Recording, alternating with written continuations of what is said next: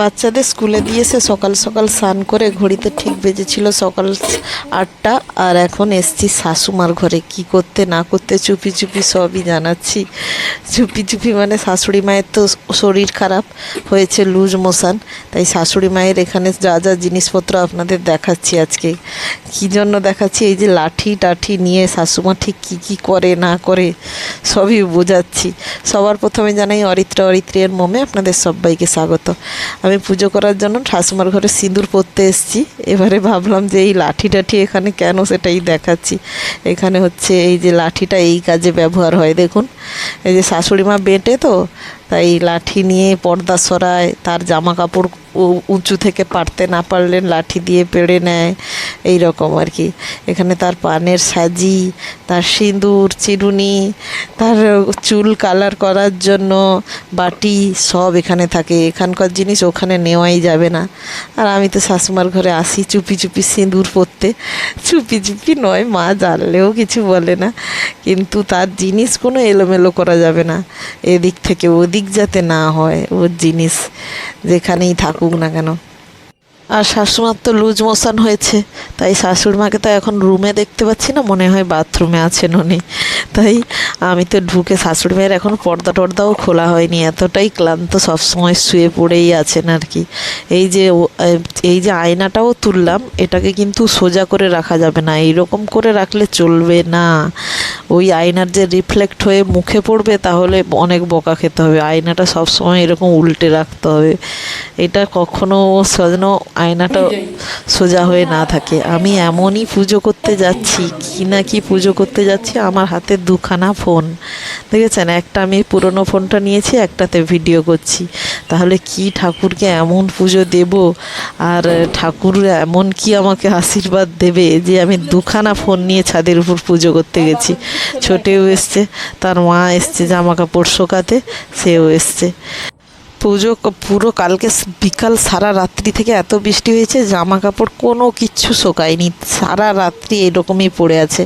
তাই এই গামছা ওড়না সবই ছাদের উপরে আছে। আমি বললাম চুলটাকেও আমি গোটাই নি, মানে গামছা দিয়ে জড়াইনি। আমি বললাম ছাদে যাই, সব কিছুই তো পড়ে আছে, নিয়ে একটা চুল বেঁধে নেব, না হলে জামাটাই ভিজে যাবে। জল পড়ে পড়ে আবার বাচ্চাদের আনতে যাব, সেই কখন, সেই ভেজা জামা পরে কি এতক্ষণ থাকবো।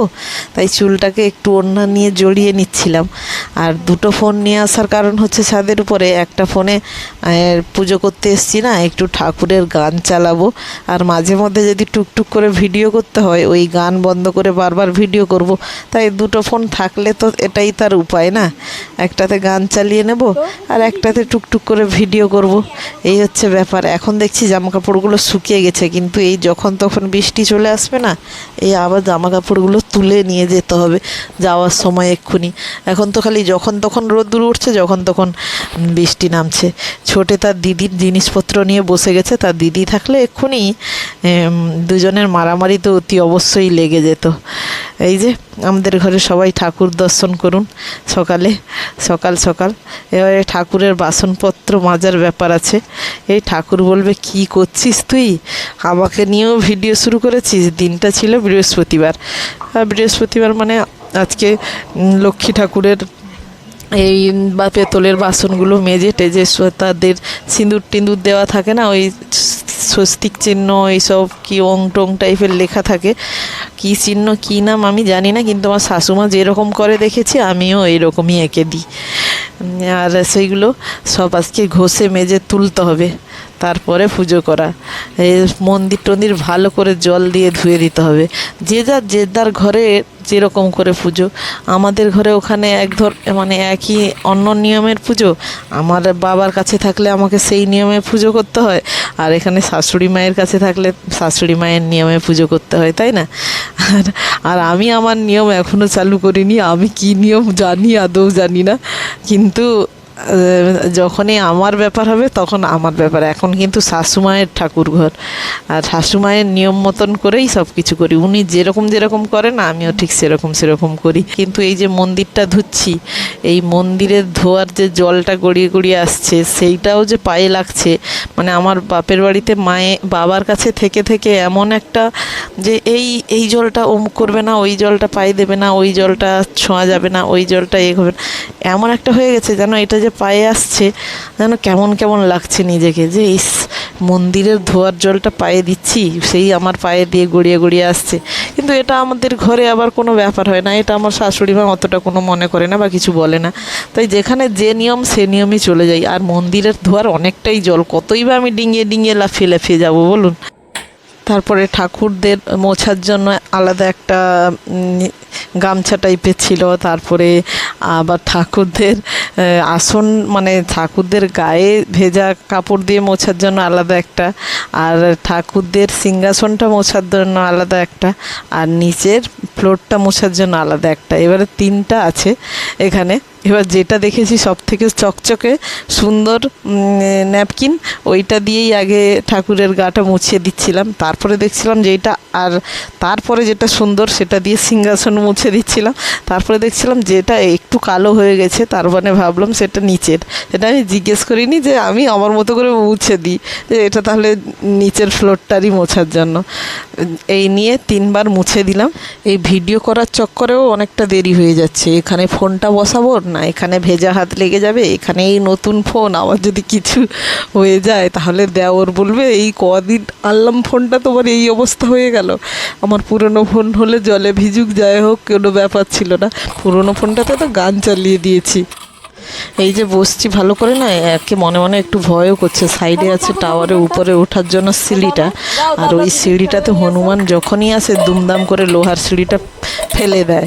আমি ভাবি যে এই বাসন মাজতে আমি আরাম করে তো বসে পড়ি, যবেই পুজো করতে আসি না কেন বাসন মাজতে বসলে মনে করি এক্ষুনি যদি লাইট বেঁধে, মানে মাঝে মাঝেই তো টাওয়ারের জন্য কয়েকটা হনুমান আসে 8-10টা করে, বললাম এক্ষুনি যদি আসে দুমদুম করে উঠতে উঠতে আমার উপরে যদি ফেলে দেয় একবার সিঁড়িটা, তাহলে আমি সারা জীবনের জন্য কোমর ভাঙা হয়ে বিছানায় পড়ে থাকবো মনে হয়।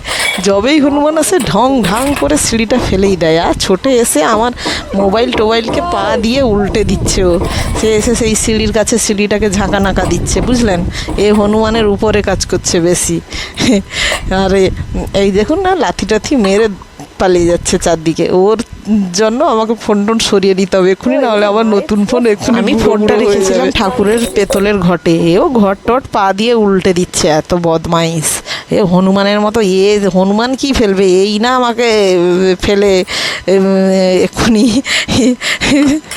করে দেয়, চাপটা করে দেয়। এই লোহার যদি সিঁড়িটা উপরে পড়ে, এই যে একটা চন্দন কাঠ হয়েছে, একে যত শক্তি দিয়ে ঘষা হোক না কেন, এর মধ্যে থেকে চন্দন বের করাতে একটা মহাযুদ্ধ। তা সব কাঠ নয়, কোনো কোনো চন্দন কাঠ খুব ভালো হয়, একটু ঘষা দিলেই বেশ ওর মধ্যে থেকে চন্দন বেরোয় সুন্দর। আর এক একটা চন্দন কাঠের খুব সুগন্ধি বেরায়, আবার এক একটা চন্দন কাঠে দেখি তার কী কাঠ দেয় তার ভগবানই জানে, আর ঠাকুরই পরে ঠাকুরই বলতে পারবে। আমরা যেরকম সেন্ট নিয়ে আমরা কোনটা ভালো খারাপ, আমরা পারফিউম হয়তো কোনটা ভালো লাগে কোনটা, ঠাকুরের তার কী যে কাঠ দেয় চন্দন কাঠ, তার ঠাকুরই পারফিউম নেয়, ঠাকুরই বলতে পারবে। এই যে এবারে এই যে ঘর নিয়ে বসেছি আঁকতে, হাতে আমি তো আমার জামাই হাত টাত মুছে নিচ্ছে, আমার শাশুড়ি মা হাত মোছার জন্য আলাদা একটা ন্যাকড়া রেখেছে সাইডে, দিয়ে দেখছি ওটাতে সিঁদুর টিঁদুর হাত মোছে, এই সিঁদুর লেগে আছে। আমি বললাম না, ওইটাতে যদি হাত দিতে গিয়ে আমার হাত আরও সিঁদুর হয়ে যায়, তাই আমি আমার জামাটা তো ধোয়া জামা পরে এসেছি ওইটাতেই মুছে নিই। আবার তার মধ্যে ফোনে কবে দেখেছিলাম যে শিব ঠাকুরের কাছে সিঁদুরের ছোঁয়া দেওয়া যায় না, তাহলে কিন্তু শিব ঠাকুর খুব রুষ্ট হয়ে যায়। ওই জন্য শিবলিঙ্গতে যাতে আমার একটু সিঁদুরের হাত না লাগে, তার জন্য ওর ভয় লাগে। এটা কতটা সত্যতা আছে আপনারা কমেন্টে জানাবেন অবশ্যই, কিন্তু আমার অতটা নলেজ নেই, আমি ফোনে একটু দেখেই নিয়েছিলাম। নিয়মকানুনের তো শেষ নেই, আপনি যতই নিয়মকানুন নিতে পারেন শিখতে পারেন, শেষ নেই। এই শাশুড়ি মা এইরকমই মানে ছকটা আঁকেন ওই ঠাকুরের যে বলে লক্ষ্মীর ঘটে। আর আমার বাপের ঘরে আবার লক্ষ্মীর ঘটে কী করতো, ওঙের মতো লিখে দিত, দিয়ে মাথায় চন্দ্রবিন্দু দিয়ে দিত। আর আমার শাশুড়ি মা দেখি ঠিক এই চিহ্নটাই আঁকে। এটা কী চিহ্ন আমি অতটাও জানি না, আমি যে শাশুড়ি মা যেরকম করে আমিও সেরকম করে দিলাম। আর এই যে পেতলের আম পাতাটা আছে পেতলের, ওইটা আগে পাতা দেওয়া হতো। আমি আর আমার বিয়ের পরে আমি, শাশুড়ি মা, সবাই, আমার কর্তাবাবু সবাই মিলে গেছিলাম দক্ষিণেশ্বর, ওখান থেকে ওই পেতলের আম পাতা নিয়ে এসেছিলাম। শ্বশুরমশাই কতটা ফুল তুলেছে দেখেছেন, পুরো এক ঝুড়ি। এই ফুলগুলোকে না আমি বিয়ের আগে মাঝে মাঝে আমার ঘরে করতাম। ঠাকুরের কাছে যদি এক একটা করে দিয়ে সুন্দর করে লাইন ধরে ঠাকুরের পায়ে দেওয়া যায়, কি অপূর্ব লাগে। এই ফুলের মালাও যদি এর পেছনের যে এই বোটাটা যদি কেটে পরপর পরপর মালাও গাঁথা যায়, ওইটাও আমরা 15 অগস্টে না ওই ফুলের মালা গেঁথে নিয়ে যেতাম, যাতে পতাকার উপরে দেওয়া হবে বলে।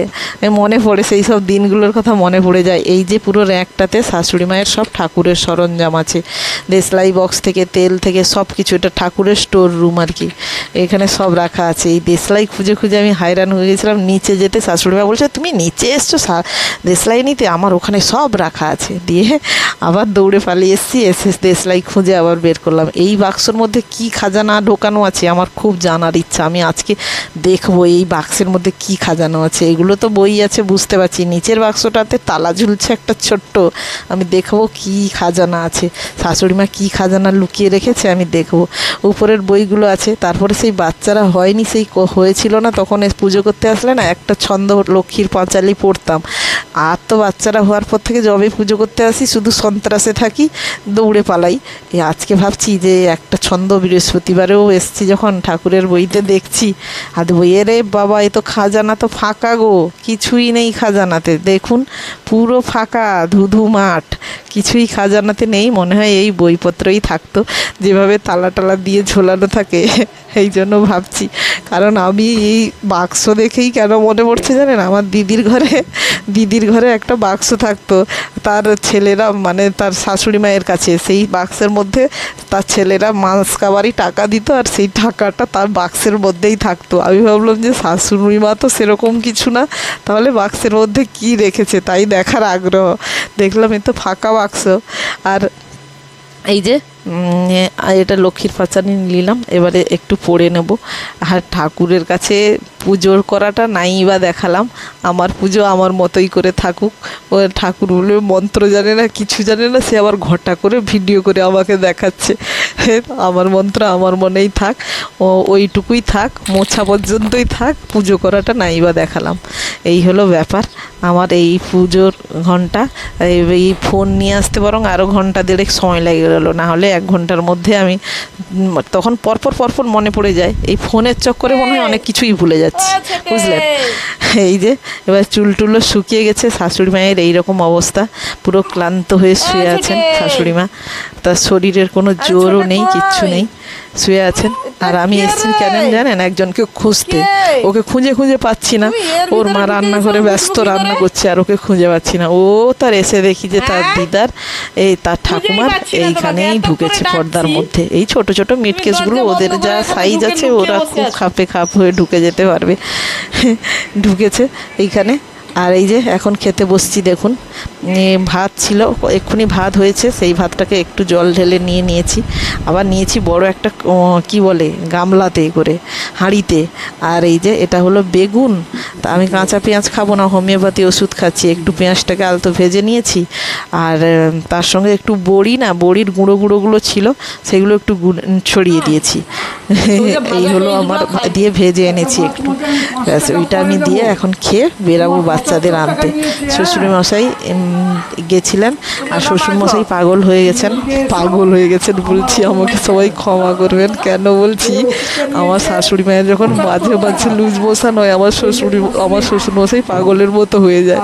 এই যে শাশুড়ি মায়ের যে পটি হয়েছে, এই জন্য লুজ মোশনের জন্য শ্বশুরমশাই সকাল থেকে বকে যে এই ডাক্তার ভালো নয়, ওই ডাক্তার ভালো নয়, সেই ডাক্তার ভালো নয়, এই করতে বকর করতেই আছে। পুরো পাগলের মতো লাগছে সকাল থেকে শ্বশুরমশাইকে।